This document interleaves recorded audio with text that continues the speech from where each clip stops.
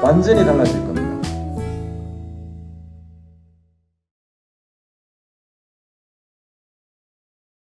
여기 모인 여러 어머님들, 여러분들을 만나기 위하여 20년 동안 준비해 왔습니다.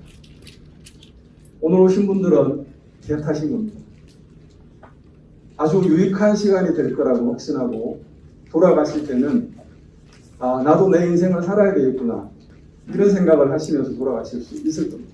이곳 강동 청소년 센터와 인연은 2018년에 아이들의 미래교육, 4차 산업혁명 시대의 미래교육에 대한 강연을 한 적이 있습니다. 그때 아이들이 스마트폰, 그 다음 인터넷을 많이 사용하는 것에 대해서 어떻게 하면 경각심을 불러일으키고 선하게 인도할 것인가가 저의 고민이었고, 유튜브를 검색하던 중에 BTS라는 그룹을 저는 처음 알았습니다. BTS의 데뷔와 이번에 UN 미래문화 특사 이야기가 올해 예비 고1에게 첫 번째 던지는 화두가 될 것이고요. 두 번째는 예비 고1 과정을 열심히 공부한 친구가 아주 우수한 성적을 받았는데 그 뒤로 3년 뒤에 그 성적이 그대로 유지되었는가 라고 했을 때는 아니었다는 거죠. 어떤 일이 이 친구에게 있었기 때문에 성적이 급격하게 하락했는지에 대한 이야기. 결국은 아이가 바뀌어야 되고 시간 관리를 잘 해야 된다는 사실을 알려드릴까 합니다. 저는 아들이 한 명이 있습니다. 아들 한 명뿐입니다. 이 아들이 지난 8월에 졸업을 했습니다. 코스모스 졸업을요. 군대도 갔다 왔고, 금요일쯤에 지난 금요일 갑자기 아파트에도 게시판 광고를 좀 해야 되겠다. 전단지를 급하게 만들었습니다. 그리고 제가 삼익그린 아파트 사는데 삼익그린 아파트는 게시판이 좀 많아요. 그래서 47장 정도를 붙여야 됩니다. 걸어다니면서. 알바생을 구할 시간도 없고 저도 시간이 없어서 아들 문자를 보냈습니다. 한 장에 1,000원 부탁한다. 45,000원으로 계약을 했습니다. 낮에는 시간이 없다고 하더니 제가 학원 수업이 끝나는 10시쯤에 전화가 왔어요. 아빠 지금 붙이면 돼요? 그래 부탁할게. 삼익그린 아파트 전체를 다 붙이는데 1시간 정도 걸립니다. 퇴근을 하고 한 30분 안 됐을까요? 퇴근하고 나서 문을 열고 들어가는데 아들이 있는 거예요. 그래서 허거를 하면서 어떻게 된 거야? 그랬더니 아들 놈 하는 말이 후배한테 시켰지. 15,000원 준다 그러니까 좋다고 지금 하고 있어. 제가 껴안고 한참 웃었습니다. 제가 확장대소를 한 이유가 마지막에 다시 여러분에게 알려드릴 내용과 일치합니다. 재밌는 것은 저희 아들이 고등학교 졸업할 때까지 저랑 사이가 별로 좋지 않았습니다. 제가 기대하는 것과 아들이 놀고 싶어한 그 마음하고는 굉장히 큰 갭이 있었습니다. 그런데 저는 그렇게 이야기했습니다. 아들, 너가 대학을 가는 순간부터 아빠는 너의 삶에 터치를 안 한다. 가기 전까지만 아빠가 어떻게 할 것이다. 전혀 믿지를 못했습니다. 실제로 저는 아들이 대학을 가는 순간부터 한 번도 아들에 대해서 언급하지 않았습니다. 아들의 생활에 대해서 담배를 피건 술을 마시건 외박을 하건 한 번도 터치를 하지 않았습니다. 그게 오히려 더 큰 성공이 되지 않을까 예상을 해봅니다. 다시 BTS 이야기로 돌아가겠습니다. BTS는 다 아시니까 BTS를 말하고 싶은 게 아닌 건 더 아시겠죠. 우리 아이들이 지금 BTS가 처음 데뷔할 때 그게 2013년인가요? 그때 정국이 나이와 막내, 지금 현재 우리 중3 아이의 나이가 거의 똑같습니다.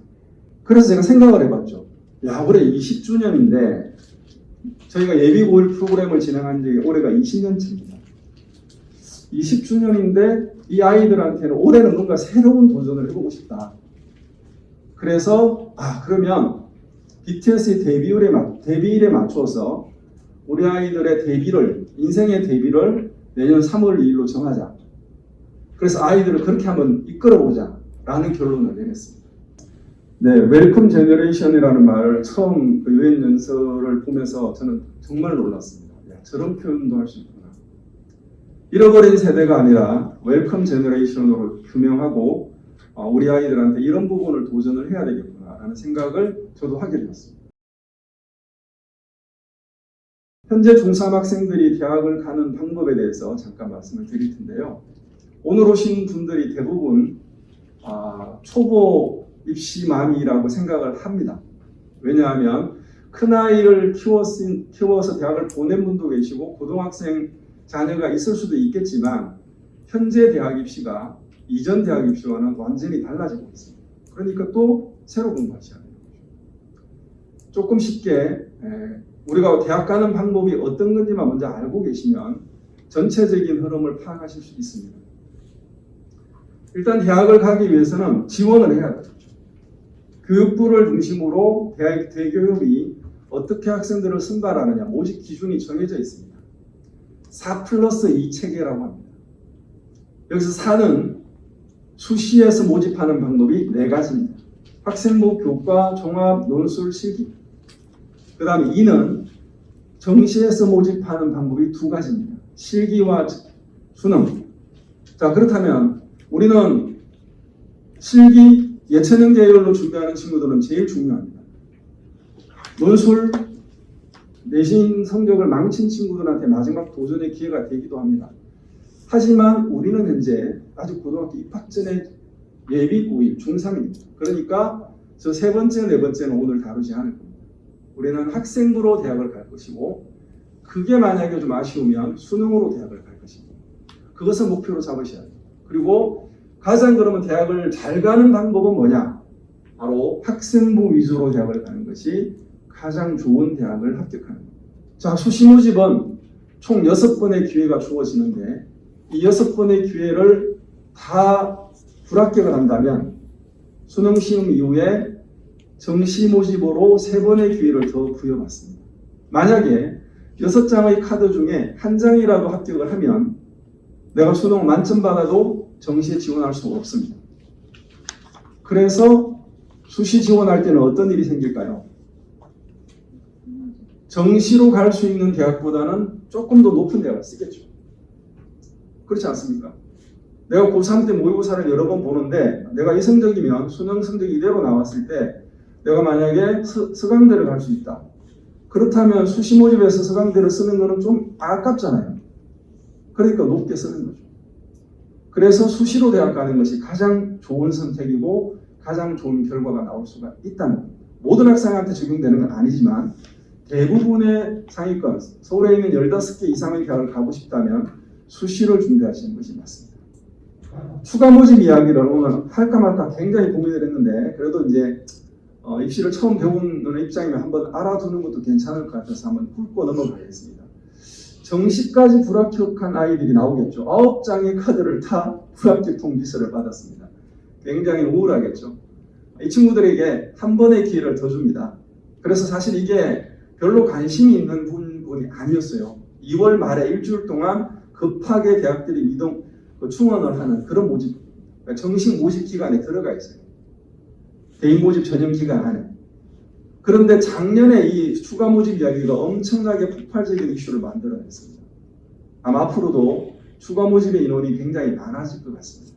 이유는 간단합니다. 학생 수는 많이 줄었는데 대학의 정원을 그 속도를 따라가면서 줄여야 되는데 줄이지 못했습니다. 여러 가지 이익관계.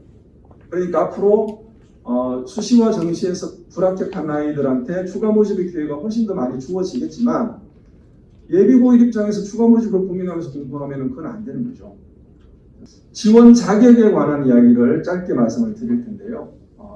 만약에 나는 수시 6장을 쓰겠다라고 했을 때 서울대 한 장, 연대 한 장, 고대 한 장, 서강대 한 장, 성대 한 장, 한양대 한 장 이렇게 쓰면 되겠죠. 그런데 어떤 친구는 나는 연세대학을 꼭 가고 싶어. 그래서 연세대학에 몰빵을 하고 싶다는 거예요. 그럼 수시 6장 중에 넉 장까지 쓸 수 있습니다. 기본 석 장까지는 쓸 수 있어요. 6장 중에. 학생부 교과로 한 장을 쓰고 학생부 종합으로 한 장을 쓰고 논술로 한 장을 쓰면 됩니다. 그럼 석 장이죠. 근데 왜 넉 장까지 되냐면 바로 지원 자격이 되면 쓸 수 있는 전형이 하나 있는데 그것이 특별 전형이라고 합니다. 아마 여기 계신 분들한테 해당 사항이 거의 없을 겁니다. 농어촌 자녀, 다문화 가정, 공경공무원 자녀, 이건 가능할 수 있겠네요. 근데 인원이 굉장히 적습니다. 독립유공자 자녀, 이런 특별한 전형 조건이 되는 분들만 지원하는 전형이 있습니다. 자, 이제 대학의 입장을 한번 생각해 봅시다. 학생들은 내가 준비한 걸 가지고 막 지원을 하고 싶어요, 좋은 대학에. 근데 대학 입장에서는 지원하는 학생들을 선발을 해야 되니까 선발 기준이 있을 거 아닙니까? 얘는 이름이 마음에 드니까 뽑아줄게, 이렇게 하지는 않는다는 거죠. 대학에서 학생들을 선발하는 기준은 총 3가지가 있습니다. 학생부, 수능, 그리고 대학별 고사. 논술이나 면접 이런 것들은 다 대학별 고사라고 합니다. 학생부에 대해서 조금 더 자세하게 알아보도록 하겠습니다. 학생부는 총 8가지 항목으로 구성이 되어 있는데 지금 보는 화면에서는 빨간색 부분만 집중해서 보시고 나중에 한 번 더 설명을 드리겠습니다. 6번. 자, 우리가 학생부 교과할 때 교과는 바로 6번을 말합니다. 좀 더 정확하게 말하면 6번이 위와 아래가 나누어져 있죠. 위는 교과 성적들이 쭉 나열되어 있습니다. 이게 학생부 교과에서 점수화하는 내용들입니다. 모든 과목들의 점수를 평균 내신으로 바꾸고 그걸 대학별로 환산을 해서 다시 뽑는 거죠. 학생부 교과는 내신 성적만 좋으면 합격을 하겠네요. 그다음 6-2는 세부 능력 및 특기 사항인데 줄여서 세특이라고 많이 부를 겁니다. 이것은 각 과목 선생님들, 우리 아이를 가르치는 모든 과목 선생님들이 하다못해 은미체 선생님들까지도 아이들에 대한 평가를 하셔야 돼요. 원칙입니다. 안 하는 분들도 있긴 합니다.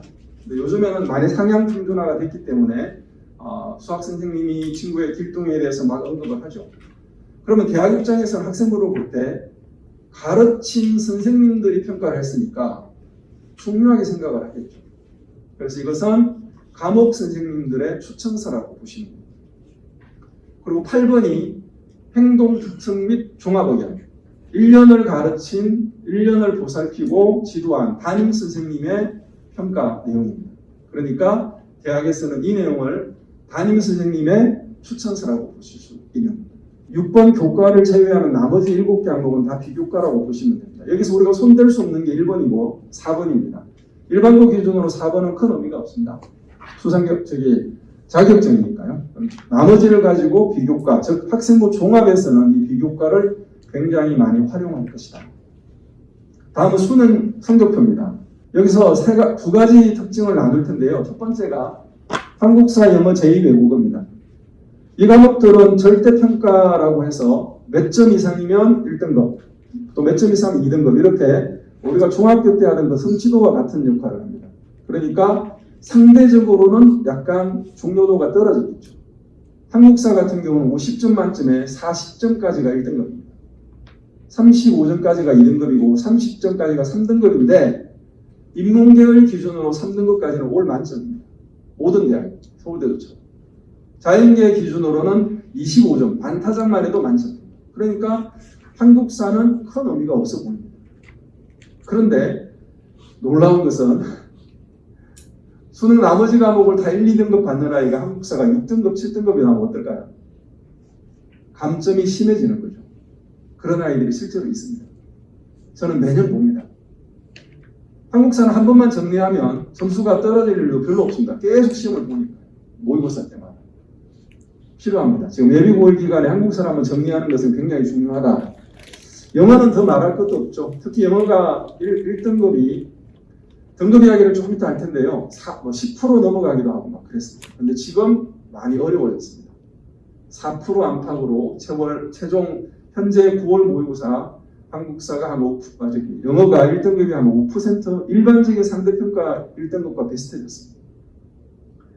다음은 국어, 수학, 그 다음에 탐구인데 이 과목들은 3개의 점수를 반영합니다. 표준 점수, 100분 점수, 그리고 등급. 대학에서는 가장 좋아하는 유형이죠. 왜? 줄 세우기가 편하니까. 중요합니다. 여기서 이 과목 중에서 제2외국어를 일단 제외하고 나머지 5과목은 모든 학생이 시험 본다고 보시면 되고요. 저 개인적으로 저는 수학선생인데 가장 중요한 과목이 국어입니다. 지금은 국어 전성시대라고 저는 확신합니다. 그 이야기는 또 이따가 하겠습니다. 자, 수시와 정시를 총정리를 해보겠습니다. 수시 정시가 뭔지는 대충 알아들었는데 수시는 학생부로 가는 거구나. 정시는 수능 성적으로 가는 거구나. 이렇게 이해하시면 되겠죠. 혹시 어머님들 수시, 정시를 나누는 기준이 뭔지 아시나요? 수능 시험 1입니다. 수능 시험이 매년 11월 셋째 주 목요일 날 시험을 봅니다. 수능 시험 이전에 원서를 접수하는 게 수시예요. 그러니까 수시는 수능 시험 이전인 9월 초 정도에 원서 접수를 하고 그때부터 면접이든 논술이든 뭔가를 합니다. 그걸 전형이라고 하는데 거의 한 90일에서 100일 정도 걸려요. 아주 긴 기간 동안 학생들을 뽑죠. 대학이 여러 개가 있으니까. 또 6장이니까 한 학생이 6번을 지원할 수 있는 거잖아요. 수시는 그런 기간적으로 수능 이전에 보니까 수능 성적을 가지고 뽑는 것은 한계가 있습니다. 근데 정시는 수능 시험이 끝나고 그 성적을 가지고 지원하는 게 정시입니다. 해마다 11월 셋째 주 목요일 날 수능 시험을 보면 한 20일에서 3주 정도 후에 수능 성적을 발표를 합니다. 그리고 그 수능 성적을 보고 수시의 합격 여부를 결정을 해줘요. 대학에서. 그러고 나면 다 떨어지고 모든 학생이 등록을 하고 추가 등록까지 다 끝나고 나서 12월 말쯤에 정시 모집 원서를 접수하게 됩니다. 절차가 그렇다는 것만 아시면 되겠습니다. 자, 가장 중요하게 언급하는, 오늘은 사실은 이 부분이 제일 중요합니다. 왜냐하면 우리 아이들이 내신 성적을 잘 받는 것이 핵심입니다. 가장 강력한 비교과가 바로 교과입니다. 아이러니하게.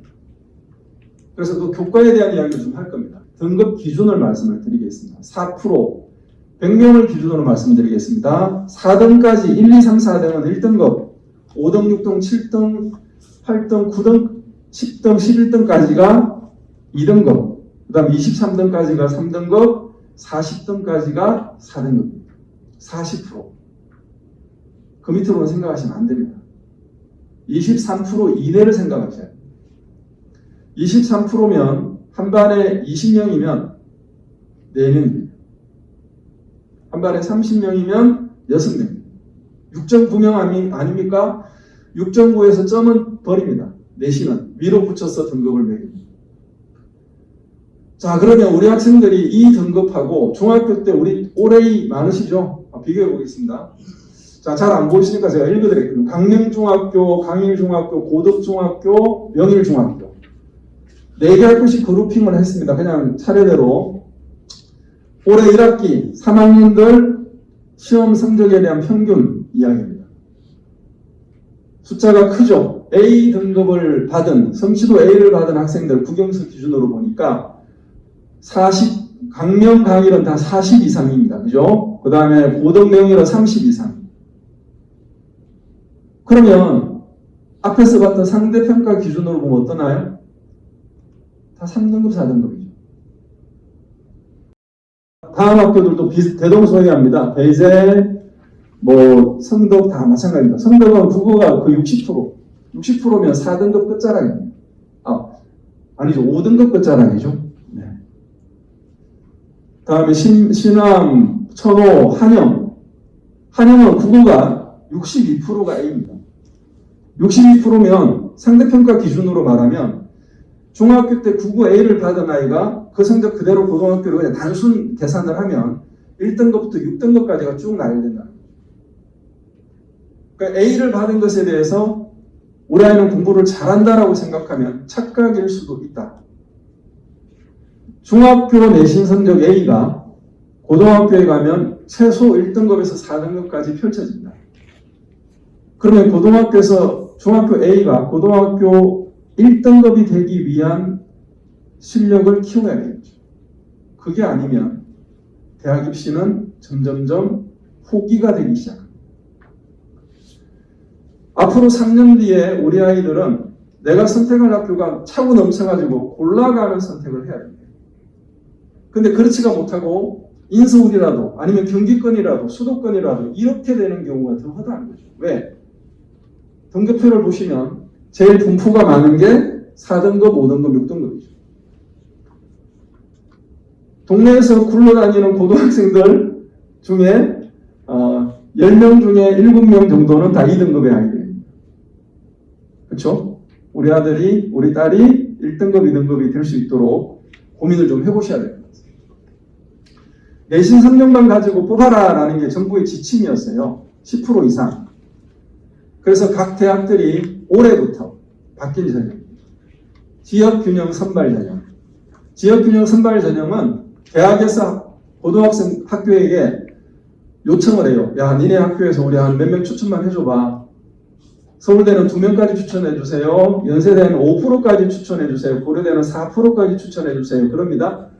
자, 그러면 대충 따져봐도 한 학교가 한 10명 가까이 되겠죠. 뭐 시립대랑 경희대는 약간 적은 인원이긴 하지만 10명 정도라고 하면 지금 상위 11개 대학인데요. 이 11개 대학의 이 숫자들이 그 밑에도 대학이 있을 거 아닙니까? 서울에 40개가 넘는 대학이 있을 텐데 그 대학들이 전부 다 이렇게 하면 예를 들어서 강동고가 한 200명 정도 되는 걸로 알고 있습니다. 그럼 200명이 훌쩍 넘어가요. 그럼 강동고 9등급도 교과로 추천을 받을 수 있느냐? 불가능하죠. 학교에서 추천장이 항상 남습니다. 한 번도 안 남은 적이 없어요. 교과 모집이 적은 시절에도, 작년까지도. 근데 지금 교과 모집이 굉장히 많아지니까 차고 넘치는 거예요. 하지만 학교 입장에서 예를 들어서 4, 5등급 받는 아이가 서성학을 지원하겠다 교과로 자리는 남았지만 추천서를 발행하지는 않겠죠. 이 기준은 전부 다 내신 성적입니다. 수능보다. 자, 이제 과목 분석을 좀 해보겠습니다. 1학년 때는 공통과목이라고 해서 국어, 수학, 영어, 한국사, 통합사회, 통합과학 6과목을 기본으로 배웁니다. 1학기, 2학기 다. 그리고 나머지는 언매체나 기술과정 이런 걸 추가로 배우죠. 그리고 창치활동을 하게 되고 이 6과목은 공통과목이라 전국에 있는 모든 고일이 다 배웁니다. 그런데 수능시험 범위에는 안 들어갑니다. 1학년 1학기가 끝나는 순간 혹은 1학년이 끝나는 순간 많은 학원들이 여기서 많은은 대치동을 말합니다. 뭐 강동구에는 그런 학원이 많지는 않습니다. 들어있긴 한데 홍보활동을 급격하게 늘리는데 어떻게 늘리느냐? 야, 너 1학년 1학기 혹은 1학년 내신 망했잖아. 좋은 대학 못 가 수시로. 정시 올인해. 정시 올인이라는 말 들어보셨죠? 이게 얼마나 위험한 선택인지 아시고 가셔야 돼요. 정시 올인은 1학년 끝마치고 내신이 나쁘니까 하는 게 아니라 2학년 말까지는 정시 올인을 하면 안 됩니다. 왜? 2학년 때 배우는 일반 선택 과목이 바로 수능 과목들입니다. 아이들이 가장 집중해서 공부를 많이 하는 경우는 언제죠? 시험 공부 기간이에요. 그러니까 2학년 때 배우는 과목들을 내신 공부를 하기 위해서 열심히 해야 그 과목에 대한 기본적인 개념도 잡고 유형도 잡는 거예요. 그리고 거기서 수능 문제로 뛰어가야 되는 거죠. 근데 시험 보통 1학년 마치면서 수능 올인하는 학원을 다니는 아이들은 내신 기간에 사실 공부를 잘 안 합니다. 시간이 많이 남잖아요. 나는 수시로 대학 갈 게 아니니까. 수능으로 갈 거니까. 그걸 핑계 삼아 내신 공부를 그냥 편하게 하는 거예요. 망하는 지름길입니다. 3학년 1학기 때 배우는 요 일반 선택 과목도 수능 범위에 들어갑니다. 그리고 색깔이 약간 옅은 진로 선택 과목 같은 경우는 수능 범위에는 들어가지 않지만 이 중에 자연계열로 진학하는 아이들 기하라는 과목이 있고요. 과학 2 과목들이 있습니다. 몰투와투, 생투, 시투. 이 과목들은 선택해서 시험을 볼 수 있습니다. 선택의 여지가 남아있죠. 그래서 학생부 교과는 내신 성적에다가 수능 체제가 들어갑니다. 아니 내신으로만 가지고 뽑아라고 했는데 왜 수능 체제를 이야기하느냐. 잠깐 앞에 보겠습니다. 여기 보면 연대, 한양대, 이대를 제외하고는 다 수능 체제를 걸고 있죠. 이유는 아주 간단합니다. 대학 입장에서 가야 됩니다. 항상 입시는 나를 기준으로 하면 안 되고 대학을 기준으로 해야 돼요. 그 대학에서 원하는 인재가 내가 되는지를 판단하셔야 됩니다. 대학 입장에서는 여기 우리 가까운데 한영고가 있으니까 일반고, 한영고 전교 1등 1.0 등급이 나왔다고 합시다. 예를 들어서 불가능한 미션이지만 한영고 1.0 등급이 있고 1.0이라는 것은 3년 내내 모든 과목이 다 1이 돼야 됩니다. 하나라도 2등급이 나오면 1.xx 등급으로 넘어갑니다. 그러니까 어마어마한 일이죠. 이런 게 가능한 건 지방 소도시에 있는 적은 학교들은 가능합니다. 저 지방 농어촌에 있는 전교생 50명도 안 되는 학교에 전교 1등 1.0하고 한영고 전교 1.0하고가 똑같은 숫자로 봐야 되는 게 학생부 교과, 다르게 봐도 되는 게 학생부 종합 이렇게 보시면 됩니다. 그러니까 대학 입장에서는 두 학생이 지원했을 때 모르겠습니다. 대학 입장에서는 그래도 마음적으로는 서울에 있는 괜찮은 고등학교 학생을 뽑고 싶은 마음이 있겠죠. 그래서 조건을 하나 거는 거예요. 나 너 1.0 뽑아줄 텐데 수능함 시험 봐서 최소 등급을 받아와 봐봐.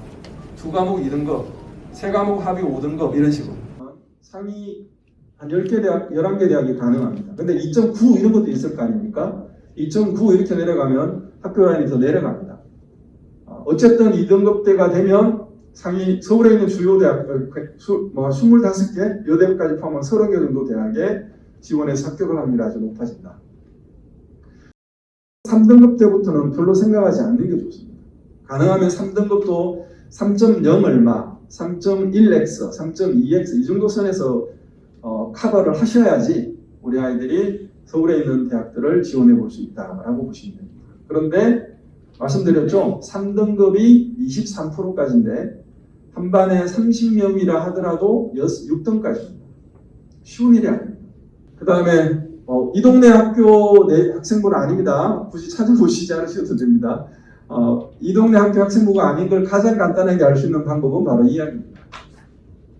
올해 제가 수시 상담을 한 다른 도시의 학생 이야기인데요. 여기에 보니까 한국사가 없어요. 강동구에 있는 모든 고등학교는 한영 외고를 제외하고는 모두 한국사 수업을 1학년 때 다 합니다. 여기는 한국사가 없으니까 강동구 학교가 아니겠죠. 아니면 한영 외고든. 한영 외고는 아닙니다. 자, 그 다음에 우리가 관심을 갖는 것은 259명 전체가 등급 기준에 경쟁을 하고 있다는 겁니다.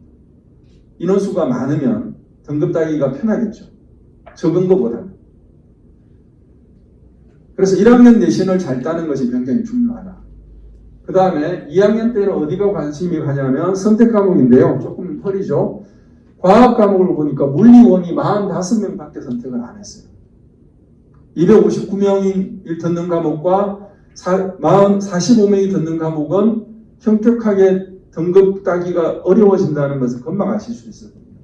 그럼 우리 아이가 좀 학생 수가 많은 과목을 선택을 해야 되는 거 아닐까라고 생각하시겠지만 학생부 교과 기준으로 보면 그게 맞습니다. 근데 학생부 종합까지 고려한다면 내가 만약에 기계공학을 공부하고 싶다라고 하면 물리 인원이 적어도 들어야죠. 그래서 물리가 3, 4등급이 돼도 서울대학에서는 그걸 봐줍니다. 얘가 정말로 우리 기계공학과에 오고 싶어 했구나. 근데 1, 2등급 받는 애가 물리를 안 들었다. 그리고 기계공학을 지원했다. 학생부 종합에서는 좋은 점수를 받을 수가 없습니다. 자, 3학년 때와 2학년 때를 한번 비교해 보십시오. 어떤 차이가 있나요? 3학년 1학기이긴 하지만 수시는 수능 전에 9월 달에 원서를 쓰니까 내신 성적은 3학년 1학기까지만 들어갑니다. 그래서 수시는 총 5개 학기의 성적을 평균 등급을 내서 학생들을 모집한다는 거죠. 그 기준으로 보면 3학년 1학기 때는 지금 현재 내신이 들어가는 과목이 4과목밖에 없네요. 그 말이 무슨 말이냐면 내신 성적을 3학년 때 뒤집어서 내신 등급을 올리겠다. 굉장히 어려운 미션입니다. 약간 미미하게 올라갈 수는 있으나 쉽지는 않다는 거죠. 그래서 2학년 2학기 기말고사까지는 무조건 내신에 올인해야 합니다. 내신 등급이 4등급, 5등급 나오면 학생부 종합을 위해서 비교과 활동을 막 하는 친구들이 나오는데 가장 좋은 비교과는 내신입니다. 오히려 내신에 집중하는 게 좋습니다. 내신에 1, 2등급이 나오는 아이들은 비교과 활동을 열심히 해야죠. 이 부분들에 대한 컨트롤을 좀 받으셔야 됩니다. 어머님들이 조금 더 공부하셔가지고. 진로 선택 과목은 A, B, C인데 이걸 반영 안 하느냐 합니다. 어떻게 반영하냐면 반영하는 방법이 학생부 80이 있죠. 면접이 있고 그 다음에 비교과 20이 있습니다. 그 다음에 서류가 있고 이때 학생부 교과 성적 반영할 때 진로 선택 과목들을 한 10% 정도 반영합니다. 반영하는 방법은 A, B, C. 그 상위권 대학은 A여야 되겠죠. B가 되는 순간 감점이 되기 시작하니까. 그러니까 진로 선택 과목도 잘해야 돼요. 그럼 우리 동네 학교의 학생 수는 어느 정도 되느냐? 명일, 상일, 강의라는 한 180, 물론 180명으로 딱 떨어지진 않는데 180명 수준이라고 보고 그럼 이 학교를 갔을 때 1등급이 되려고 하면 180명은 계산 안 했는데 200명 기준으로 해보겠습니다. 선사강동 200명 기준으로 1등급은 8명, 전교 8등까지, 2등급은 22등까지, 3등급은 46등, 그러다 한 50등 안에 들어야 되겠네요. 한영 같으면, 광문 한영 같으면 350명 기준이니까 전교 81등까지는 들어야 1학년 때 그나마 학교에서 좀 봐준다. 그리고 관리가 좀 되기 시작한다. 이렇게 보시면 됩니다. 1학년 스타트 내신 성적의 중요성을 꼭 아셔야 됩니다. 특목자 사고, 외고랑 배제고도 마찬가지로 한 칸을 내려놨죠. 4등급. 특목자사 배제만 해도 4등급 정도만 해도 건국대 합격이 나오기 시작합니다. 건국대는 꽤 높은 대학이 됐습니다. 그러니까 배제고의 라인이 자사고로서 많이 올라간 거죠. 실제로 배제고가 공부를 잘합니다. 특히 수능을 잘 봅니다. 역으로 말하면 배제중 다니는 학생인데 아무 생각 없이 다 배제고를 지원하는 경우가 허다합니다. 실패할 확률이 굉장히 큽니다. 우리 아이의 수준을 파악하셔야 돼요. 한영외고는 5등급까지도 괜찮습니다. 5등급이면 내신 5등급인데도 세종대 이런 데를 쓰기만 하면 합격을 시켜주는 그런 분위기예요. 왜? 기다리고 있으니까 그 학교들. 학교들이 자기 수준을 다 알아요. 대학들이. 자, 그러니까 1학년 공통 과목에 대한 내신 성적을 최대한 잘 받아두자. 그리고 더 중요한 것은 2학년 때 내신 등급 높게 받기 어려운. 왜? 인원수가 줄어드니까. 그 일반 선택 과목을 더 잘해야 됩니다. 근데 문제는 1학년 때는 지금부터 준비가 시작되니까 어느 정도 선행이 됩니다. 2학년까지 선행하는 것은 쉽지가 않죠. 그것도 영어 수업만 잘하면 되는 게 아니니까. 이 부분이 이번 예비고일 과정을 어떻게 보낼 건지에 대한 고민 중에 중심축이 돼야 된다고 생각을 합니다. 3학년 때는 뒤집기가 좀 어렵다. 그래서 수시 지원 전략은 2학년 성적까지 하고 2년 후에 겨울방학 들어가기 전에 우리 아이는 수시로 지원해야 되겠다, 정시로 돌려야 되겠다를 판단하시면 됩니다. 그 전까지는 내신이 좀 나쁘고 한 과목이 망쳤다 하더라도 절대 포기하지 마시고 끝까지 내신 관리하는 게 맞습니다. 저는 해마다 이 일을 하고 있잖아요. 대학 입시를 컨설팅을 하고 어느 대학 쓸 수 있겠다 지원 전략을 짜주는 일을 하고 있습니다. 너무나 안타깝습니다. 아이들이 너무 일찍 내신을 포기해서 선택의 폭이 확 줄어드는 것을 보면 정말 안타깝습니다. 그리고 한 가지 더 내신 관리에 있어서 어려운 부분은 1학기 시험은 겨울방학 기간이 2달, 그 다음에 2학기 기말이 끝나고 한 2, 3주가 있거든요. 공부할 시간이 꽤 길어요. 그러니까 1학기 공부는 하고 넘어갈 수 있습니다. 근데 2학기는 여름방학 3주 정도밖에 안 되고 기말고사 끝나고 2, 3주 해봤자 한 달 남짓으로 준비해서 2학기 시험을 봐야 돼요. 쉽지가 않아요. 이것도 생각을 하고 공부를 해야 됩니다. 자, 마지막 이야기는 교과에서 마지막 이야기입니다. 예비고일 단계에서 수준이 된다면 선행을 좀 많이 할 필요가 있습니다. 근데 제가 답답한 것은 수학 전문학원 다니는 아이들 특별히 수학 전문학원에서 반을 레벨을 딱 나눠가지고 학생들을 선행을 좀 많이 시켜야 되니까 어떻게 하냐면 아이들의 기준과 다르게 그냥 그 반 전체 분위기로 따라 올라가는 거죠. 중학교 내신 시험을 80점대 받는다. 80점대는 B잖아요. 아까 보셨잖아요. 중학교 내신 B는 40% 미만일 확률이 훨씬 높거든요. 4등급, 5등급 이런 아이들한테 수학 1, 수학 2 막 선행을 시키는 거죠. 시간 낭비, 돈 낭비, 그리고 아이들의 에너지 낭비. 그리고 나중에 아이들은 수학이 어려워지는 거죠. 그건 잘못된 선택이라고 생각합니다. 학기 중에는 선행을 나가는 것보다는 내신 대비 올인하는 게 맞습니다. 그리고 1, 2등급 정도를 찍는다고 하면 비교과 관리 들어가야 되죠. 동아리 활동, 그 다음에 독서 활동들을 좀 깊이 있게 할 필요가 있습니다. 그러면 선택의 폭이 굉장히 넓어집니다. 결국은 고등학교 1학년, 2학년까지 내신 관리에 집중해야 된다. 그리고 두 번째 얘기가 더 중요한데요. 보통 어머님들이 이 부분을 잘 못 참으셔요. 좀 이게 입시를 길게 보고 2년, 4개 학기 정도는 그냥 큰 그림을 그리고 따라가야 되는데 한 번 시험을 망치면 우리 한국사 이번에 완전 망했네? 전화가 와요. 제가 가장 많이 전화 받는 때가 4월 말 5월 초 중간고사 끝날 때 이렇게 매년 예비고일 설명회를 하잖아요. 그러면 어머님들 중에서 우리는 영어 수학 잘 다니고 있으니까 뭐 올드스타디 못 보내겠네 하고 이제 안 보냈어요. 영어 수학만 열심히 했죠. 그러니까 사회과학 한국사가 다 망한 거예요. 국어까지. 그럼 4월 말 5월 초에 전화가 와요. 작년에 설명회 들었던 사람인데 우리 아이 국가사 좀 들을 수 있느냐. 들을 수는 있는데 시간이 안 맞습니다. 시간을 맞출 수가 없죠. 어머님들 영어 수학 보내보면 아시잖아요. 5일 6일이 다 꽉 차는데 저런 과목을 언제 그때 배정을 하겠습니까? 안타깝습니다. 그러니까 한 번 시험을 잘못 봤다고 해서 그 시험 가지고 왔다 갔다 하는 순간 계속 스텝이 꼬이기 시작해서 나중에 어떤 방향으로 가는지를 모르시게 됩니다. 주관을 가져야 되고 그러려고 그러면 좀 제대로 공부하셔가지고 우리 아이 입시 로드맵을 최소한 2년, 3년 정도는 염두에 두고 진행하시는 것이 좋겠습니다. 네, 아이들이 아파요. 이렇게 말하면 좀 웃으시겠지만 사실 좀 내면을 깊이 들여다보는 테스트가 하나 있습니다. 오늘 나눠드린 자료 중에 제일 큰 유인물이 하나 있을 거예요. TQ 테스트라고 텍츄얼 쿼션이라고 IQ와는 다른 문자 정보 처리 능력을 다루는 시험 테스트가 30분짜리 테스트가 있습니다. 이 테스트를 받아보면 아이의 공부 버릇이 확연하게 드러날 것입니다. 꼭 신청하셔서 한번 받아보시기를 권합니다. 학생부 종합전형에서 자기소개서가 없어졌다는 것은 굉장히 큰 변화입니다. 자기소개서는 나의 억울함을 하소연하는 거예요. 내가 선택해서 간 게 아니라 배정을 받아서 고등학교로 갔는데 담임쌤도 엉망인 것 같고 교과쌤들도 엉망인 것 같아서 나의 학생부 기록이 아주 엉망이다. 세분능 특기사항도 몇 과목만 기록되고 담임쌤도 나한테 별로 좋은 호의적인 표현을 안 했다. 근데 나는 지금 학생부 종합으로 지원하고 싶다라고 했을 때 학생부에 기록된 몇 가지 단순한 결과물들에 대해서 나를 어필하는 게 자기소개서였습니다.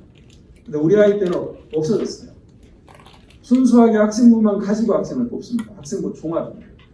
학생부 기록을 잘 만들어갈 필요가 있겠죠. 따라서 동아리 활동 중요합니다. 그런데 세부능력 특기사항 아까 말했던 세터, 그 다음에 행터 이 부분에 대한 관심을 굉장히 많이 가져야 됩니다. 학교 생활을 정말 충실하게 해야 됩니다. 수업 시간에 잘 참석하고 리더십 발휘하고 나서서 자기가 뭔가를 주도하는 역할을 해줘야 교과선생님들이나 담임선생님들이 좋은 평가를 하실 겁니다. 실제로 대학에서 학생들의 서류를 평가하는 분들은 입학사정관이라고 하는데 두 종류가 있습니다. 1년 내내 이 서류 업무를 담당하는 전임 입학사정관이 있고 그 다음에 입시 시전에 이 전임 입학사정관들이 올려주는 서류를 평가하고 마지막 결정을 내리는 역할을 하는 게 교수님들입니다. 교수님들도 입학 시전에는 선발하는 시전에는 입학사정관 역할을 하는 거죠. 더 중요하겠죠. 자기들이 가르칠 아이를 뽑는 거니까. 그래서 이 입학사정관들에게 나의 학생부가 어떻게 평가될 건지를 생각하면서 학생부 내용을 만들어 가야 됩니다. 그러려고 그러면 학생부 종합에서 가장 중요한 것은 어떻게 보면 내신 성적은 나가 할 수 있는 한계가 약간 있을 수 있어요. 고등학교 1학년 딱 들어가가지고 시험을 봤는데 내가 더 이상 뚫고 올라가기 힘들 것 같은 느낌이 드는 선이 있을 거예요. 2등급 정도가 나는 최상일 것 같아요. 그 위에 얘네들은 괴물들이야. 이럴 수도 있죠. 그럼 나는 2등급 혹은 2.5등급을 가지고 나머지 비교과로 뚫어낼 수 있습니다. 그게 학생부 종합이에요. 나를 어필할 수 있는 거죠. 그래서 현실적으로 모든 선생님들이 모든 학생들에게 아주 좋은 기록을 해주기는 어렵다.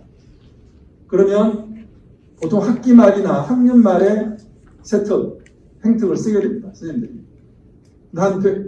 수학 선생님이 6반 정도 20명짜리 25명 6반을 하면 150명을 써줘야 되거든요. 어떨까요? 기억에 남고 수업 참여를 잘했던 친구들은 잘 생각이 나죠. 이 친구는 기계공학과를 가고 싶어 해서 정말 열심히 수학 공부를 했고 수업 시간에 이러이러한 로켓 이론이라든가 일론 머스크의 우주여행 이런 것도 연구해서 아이들한테 알려줘가지고 엄청난 반응을 받았다. 이렇게 써주면 대학에서 볼 때 좋은 거죠.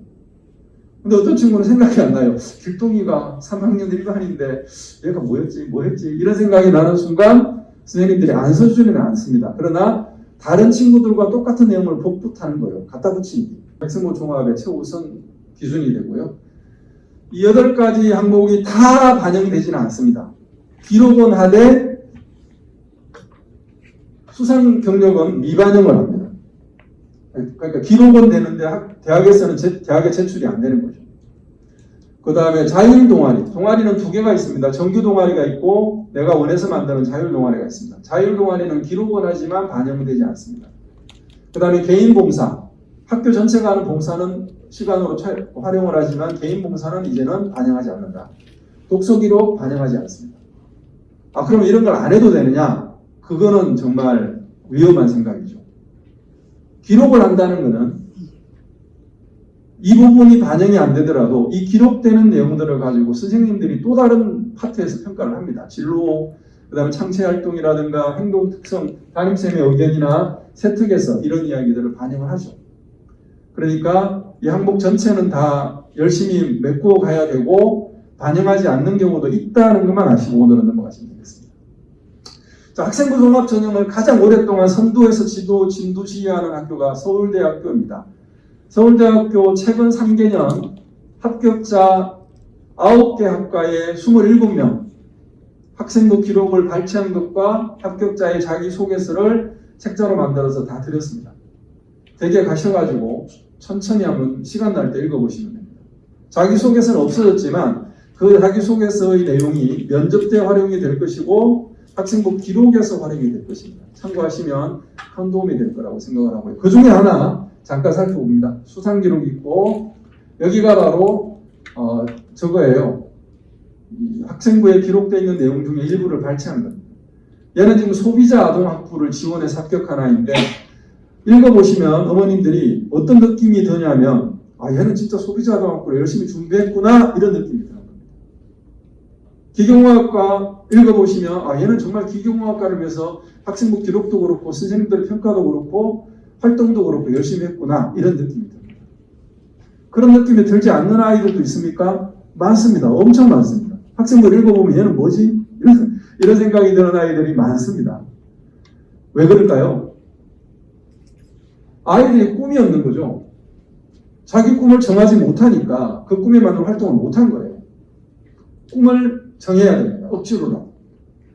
꿈이 바뀌면 어떡합니까? 좋습니다. 첫 번째 정한 꿈이 기계공학자고 그 기계공학자가 되기 위해서 열심히 공부한 것을 1학년 기록에 기록을 합니다. 2학년 올라가면서 갑자기 판검사, 우리나라 사법부 개혁을 해야 되겠네. 뭐 이런 이야기 많이 들어보니까 나 판사를 할까? 검사를 할까? 그래서 로스쿨 가겠다. 이렇게 이제 꿈이 바뀌었다고 칩시다. 또 열심히 그걸 위해서 독서도 하고 동아리도 만들어서 해보고 하는 거죠. 3학년 때 올라가서 갑자기 성적이 엄청 좋았어. 그래서 내가 의대를 가야 되겠다. 아무 상관없습니다. 3년 내내 그 진로 희망이 달라져도 서울대 합격하고 주요 대학들 다 합격합니다. 꿈이 바뀌기 전까지 그 꿈을 위해서 얼마나 열심히 노력했느냐가 중요합니다. 그걸 보는 거예요. 이건 저의 얘기가 아니라 서울대 입학사정관의 이야기예요. 깡패, 내신 성적은 깡패다. 이렇게 좀 우스갯소리로 모든 비교과를 이기는 게 내신 성적이다. 내신 성적을 잘 받으면 좋은데 1등급은 4%밖에 안 되니까 우리 아이한테 그 자리가 올지는 지금부터 준비하기 나름이다. 자, 수능 이야기하고 이제 고등학교 이야기를 좀 하겠습니다.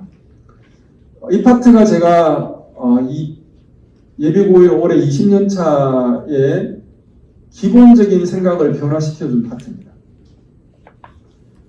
국어 올해 입시부터 선택 과목이 적용이 돼서 지금 난리도 아닐 겁니다. 아마 올해 입시가 끝나고 나면 수능 성적을 다 발표하고 나면 엄청난 보도량이 쏟아질 걸로 예상이 되고 있습니다. 지금도 그렇게 되고 있고요. 왜냐하면 국어를 화법과 화작이라고 하죠. 화작을 선택하느냐 음매를 선택하느냐에 따라서 아주 큰 차이가 날 것 같습니다. 결론부터 말하면 음매가 유리합니다. 좋은 성적을 받기에는.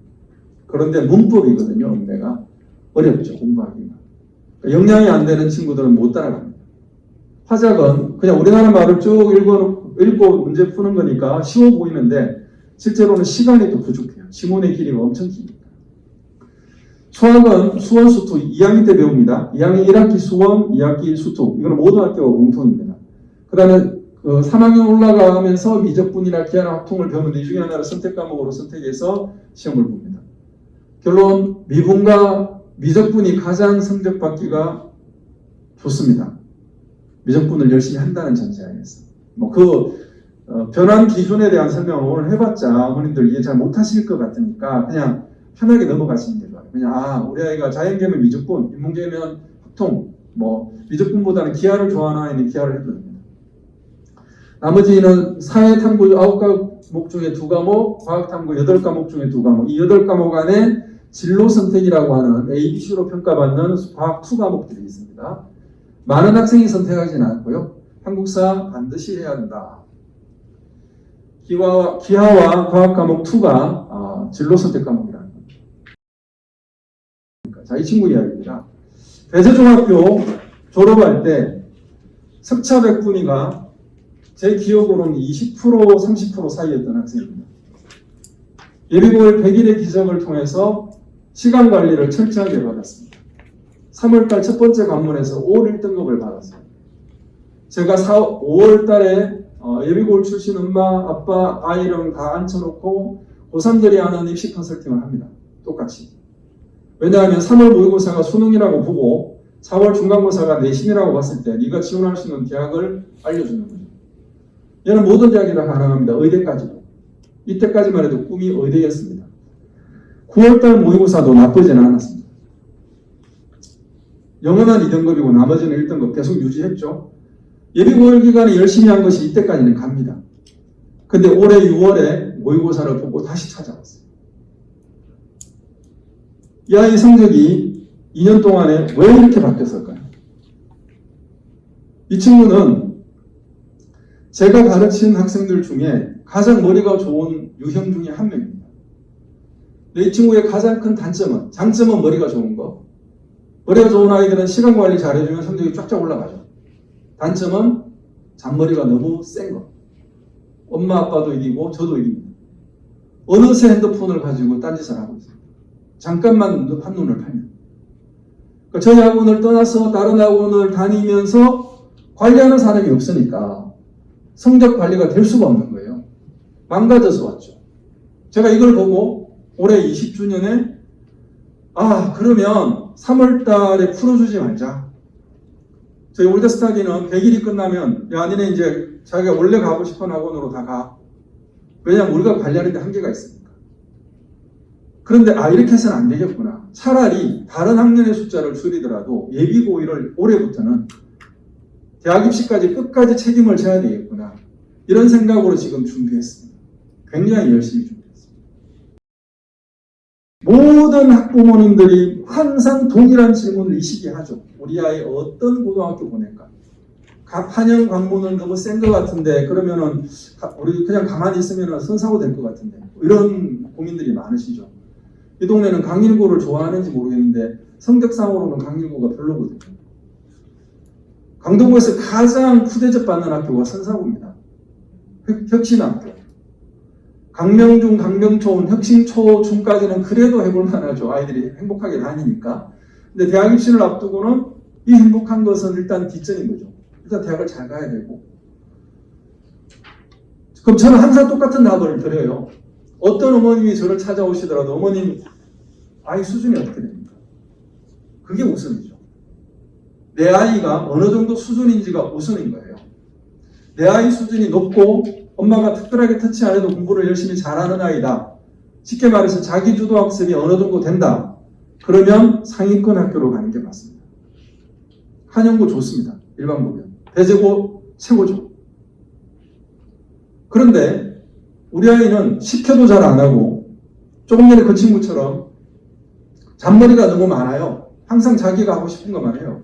그리고 숙제도 최소한 야단맞지 않을 정도만 하고 이런 아이들은 상위권 학교 자사고 가면 다 나갑니다.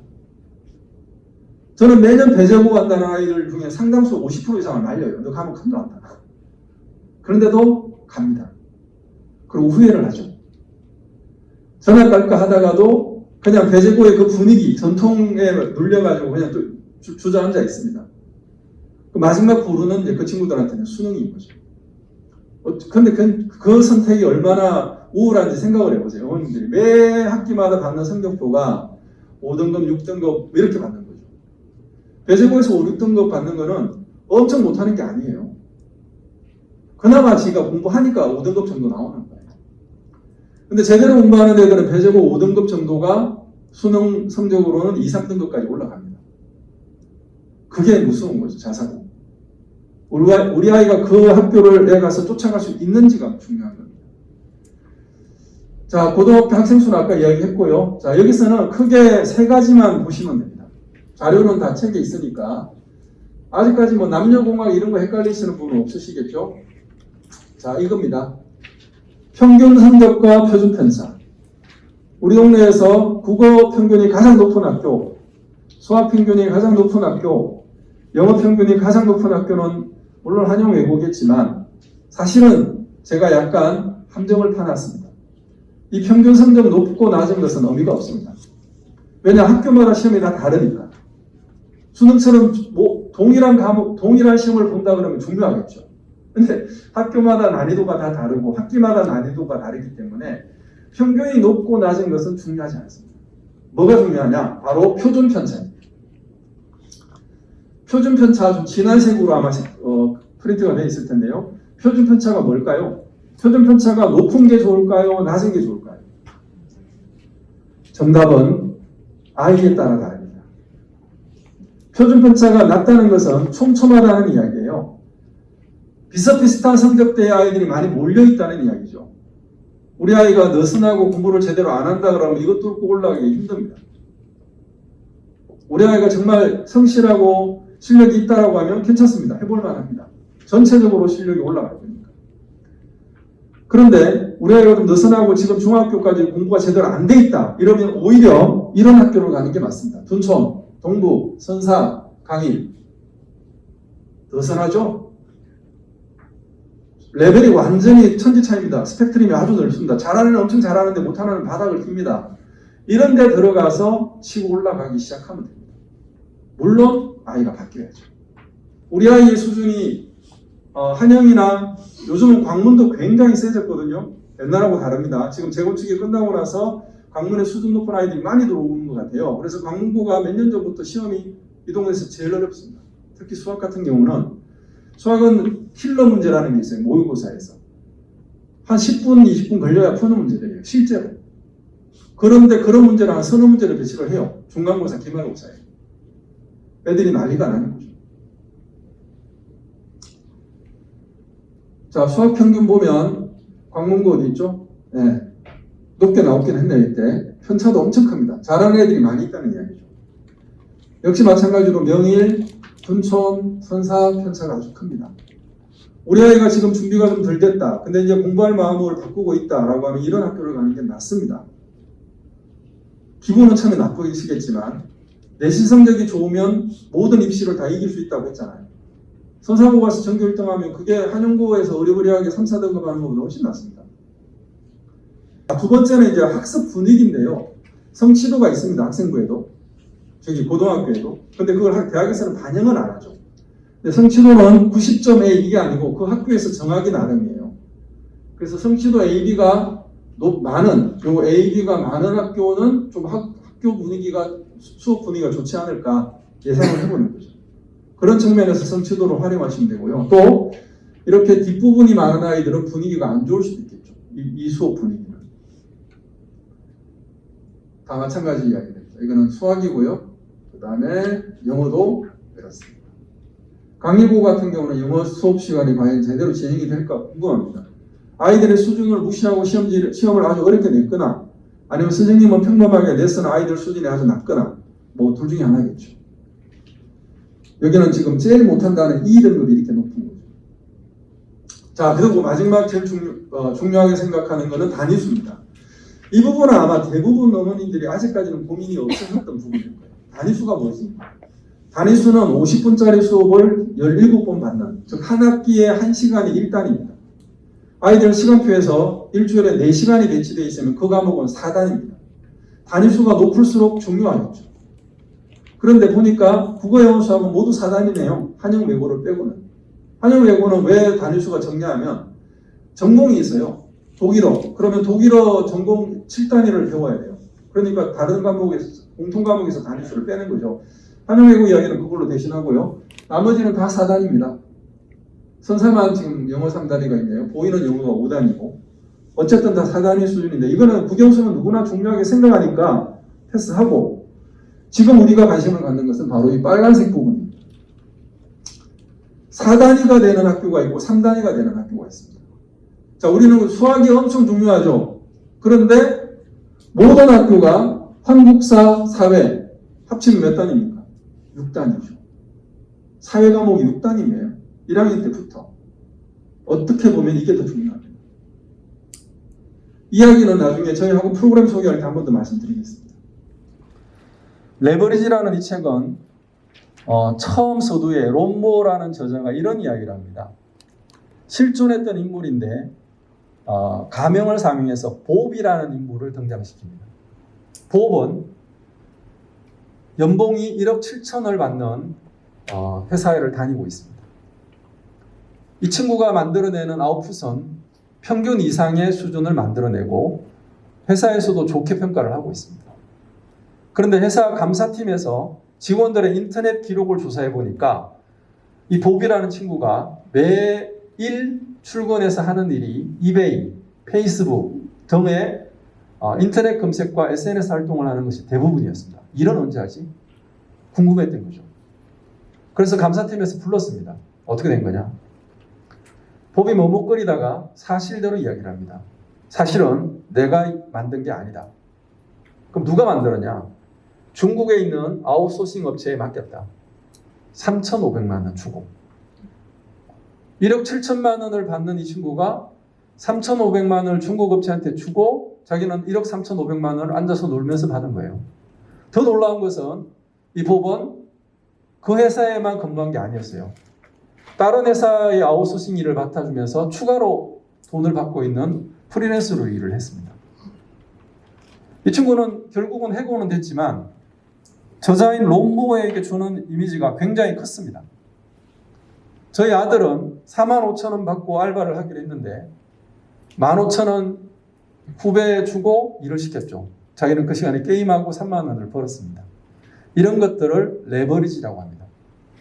우리 어머님들이 아이들의 입시와 진로와 진학과 내신과 수능을 다 관리해 줄 수 없다는 건 분명한 사실입니다.